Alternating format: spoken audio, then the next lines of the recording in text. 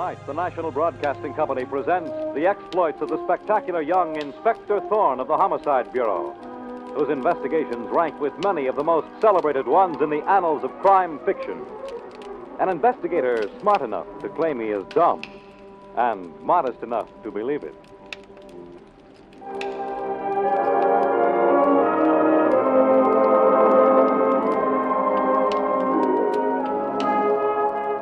The scene is the fabulous penthouse apartment of Keith Cameron, the handsome and arrogant Broadway star.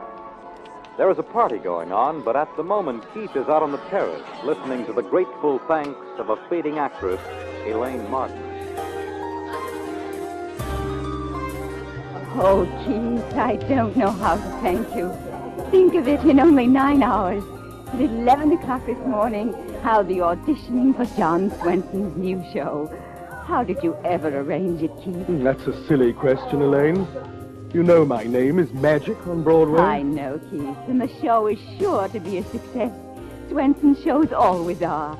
And I'll be back on top again where I belong. I arranged for an audition, not a contract, Elaine. Oh, they'll take me for the part. They must, Keith. It's been so long since I had a good part. Since you had any part. And I'll owe it all to you. Keith, why don't we get married now? Right now. Elaine, you know, I'll have to prepare my public gradually for the shock. Keith Cameron married. Oh, Elaine, Cameron's quite a blow to a great many women. But why must we keep it such a close secret? Why not tell our friends? We will, Elaine, we will. I heard you, Keith Cameron. I heard you tell Elaine you were going to marry her. Why, Carla Carroll, what are you doing out here on the terrace? I heard everything, Keith, about you arranging the audition for her, about your secret plans for marriage. All the things you promised me. Now, Carla, control yourself. Keith, why don't you deny what Carla is saying? Why don't you tell that little liar off? Because he can't, that's why. He promised to make me the rising star of Broadway, get me a part in the new John Swenson show. You've never been in anything but a chorus line. Broadway needs young blood. That's what Keith said, Elaine. And he's going to marry me, aren't you, Keith? Why, you... Stop it! No, I can't stand emotional scenes. So, it's true, Keith. You did promise to marry Carla, just as you promised to marry me. No, I've had enough of this. And of the party. I want everyone to leave immediately.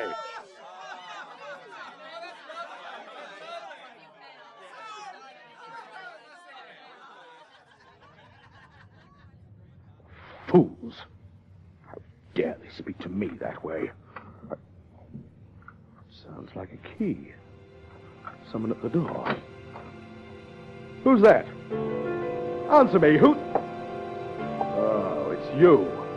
What do you mean coming in like this? Wait, put down that gun. Give it... Oh, help you. Help me. You are Jack Parker, the man who phoned in that Keith Cameron was murdered? Yes, I am, Inspector Thorne. This is my associate, Sergeant Muggin. Evening. I was, that is, Keith Cameron's theatrical agent. I know that, Mr. Parker. I called you just as soon as I found Keith murdered. The call came in at exactly 3 a.m.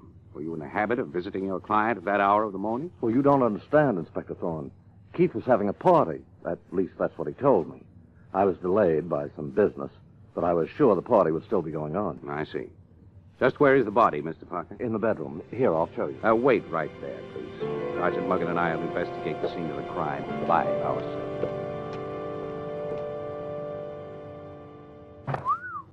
Boy, this is some room. Yes, and some corpse, Muggin. The murderer didn't take any chance on missing. Those shots were fired at close range. It's a shame. Big Broadway star like him. Look, Muggin, look at his clothes, those marks on his hands. That gun went off while Keith Cameron was struggling with a killer, fighting for his life. That's one fight he lost, poor guy. Well, I'll have ballistics check on the bullets, Chief. Doesn't seem to be anything else in this room that can help us. I'm not so sure of that, Muggin. Look at Keith Cameron's dressing table. It's an apple pie order, just like everything else in this room. Must have been a real neat sort of guy. Yes, everything very carefully put away.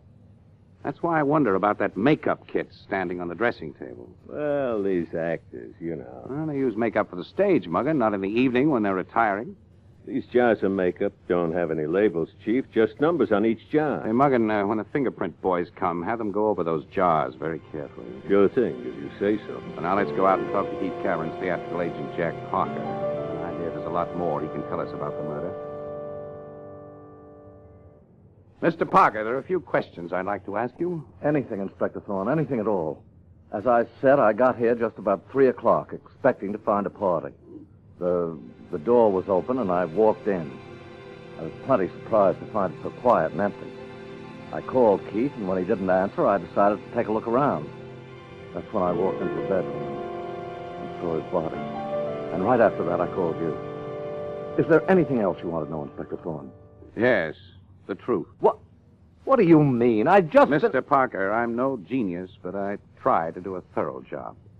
Before I came up here, the superintendent of this apartment building told me that there are only 2 ways of getting up to Keith Cameron's penthouse apartment. Either you take the regular elevator, and the night elevator operator reports that no one came up here since the party ended, or you use Keith's private elevator, for which you have to have a key. Just how did you get up here, Parker? All right, Inspector Thorne, I'll tell you. But it doesn't mean that I killed him. You have a key, don't you, Mr. Parker? Sure I have. So do a lot of his friends. You were a friend of Keith Cameron's as well as his business agent? Of course. Keith and I got along swell. That's not the way I heard it, Inspector Thorne. My wife reads the Broadway gossip columns, and I remember her telling me that Cameron and his agent were about to bust up. Oh, that's all a pack of lies, Inspector Thorne. Well, then you claim that everything between you and Cameron was fine. Perfect, Inspector Thorne. Couldn't have been better. But if you're interested in finding a trouble spot, try Elaine Martin. Elaine Martin? That sounds familiar. Yeah, then you've got a good memory. It's been a long time since Elaine Martin had a partner show, and she isn't getting any younger. What is her connection with Keith Cameron? She knows a good thing when she sees it, Inspector Thorne. And those keys I was talking about, the keys to this apartment, I know for a fact that Elaine Martin made Keith give her one of them. Sergeant Muggin, take Miss Martin's address from Mr. Parker. Have one of the boys bring her over here. And Muggin, make it fast. This looks like a big break in our case.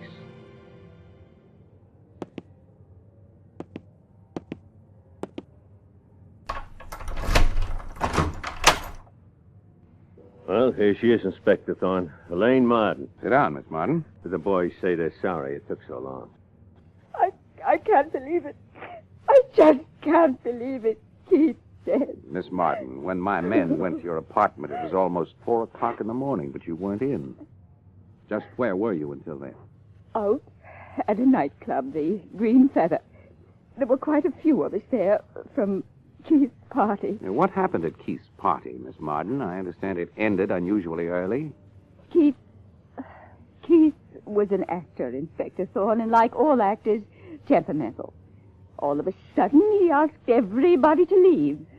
Said he wanted to be alone. Well, there was no reason for his saying this. Nothing had occurred to upset him. Nothing that I know of. That's when some of us decided to meet at the Green Feather.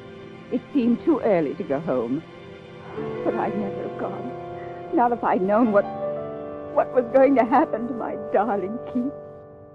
You loved him, Miss Martin? Oh, yes, passionately. And did Mr. Cameron return your love? We were going to be married, Inspector Thorne. It was still a secret, but we had our plans all made. I see. No, you don't see. You think I'm lying. You're wondering why the glamorous, successful Keith Cameron should marry a has-been like me. But I'll give you proof of his love. I'd be happy to hear it, Miss Martin.